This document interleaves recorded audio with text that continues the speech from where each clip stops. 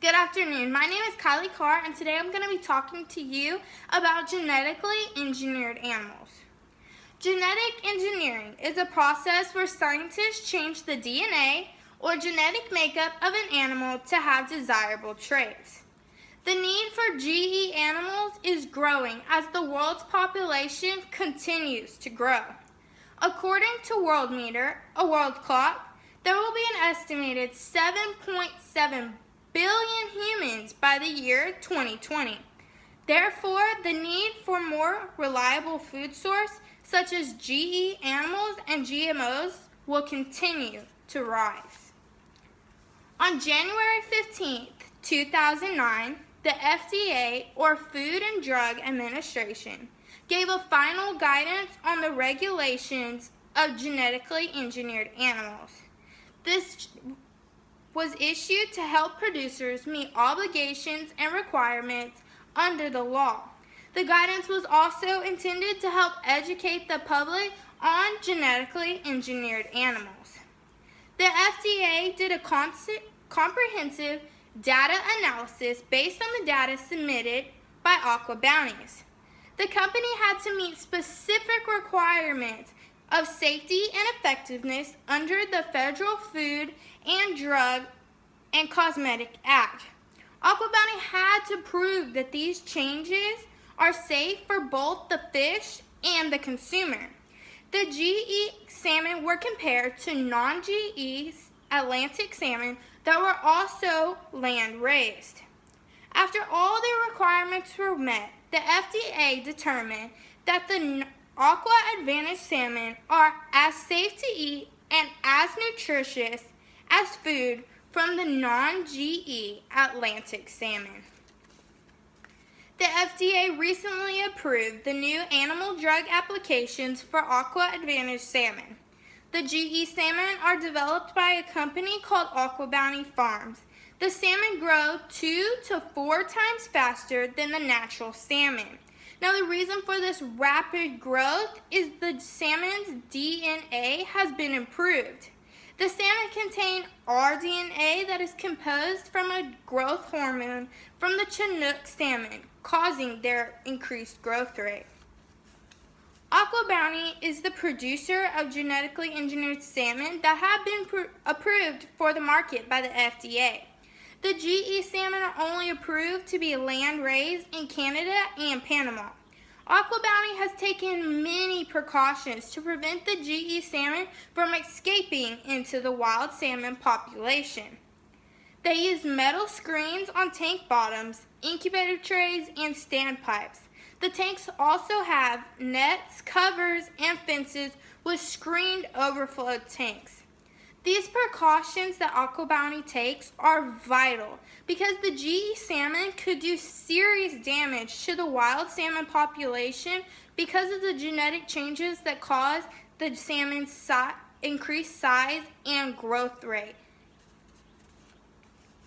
A company called Oztech is working on genetically engineered mosquitoes.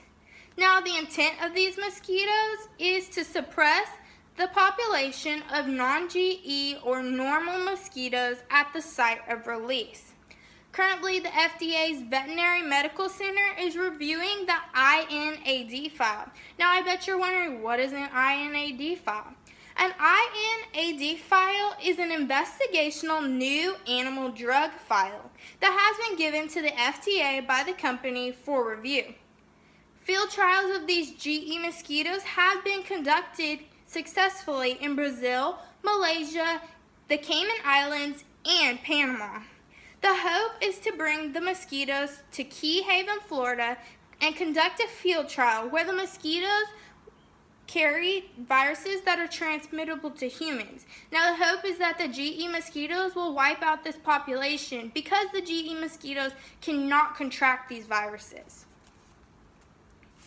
People that are needing transplants are often put on long waiting lists. These people are in grave situations and only have a limited amount of time. But the solution to this could be coming in the next couple of years. Scientists are working on making pigs' cells, organs, and tissues compatible with humans.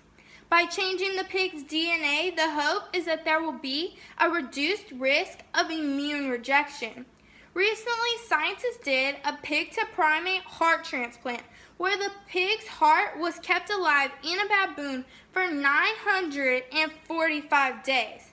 This transplant is a big gain for the hope of transplantation of pigs' cells, organs, and tissues to humans. These GE pigs are being produced in Blacksburg, Virginia. The pigs are produced by Revector, a division of a biotechnology company. An unlimited supply of transplantable organs is the CEO of this company's ultimate goal. The GE pigs are not only useful for transplant to humans, but they can also be used as food that is disease resistant and has been enhanced with improved growth and nutritional characteristics. The world's population is continuing to grow, and humans are going to need a more reliable resource. These reliable resources can come in the form of genetically engineered animals and genetically modified organisms. The GE animals' traits are hereditary, which means the offsprings will inherit the engineered genes and will also be considered genetically engineered animals. By increasing the growth rate of the salmon, making cells, tissues, and organs of pigs compatible with humans, creating disease-tolerant animals with more nutritional value, and decreasing the amount of disease spread by mosquitoes, we are improving our resources. And by improving our resources, we are ensuring a future in agriculture for future generations. I hope I have informed you of the new and upcoming genetically engineered animals.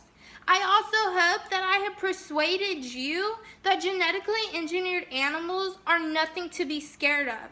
They are something that we as humans should embrace in order to help agriculture sustain itself for future generations and to help ourselves sustain through our growing population. Thank you.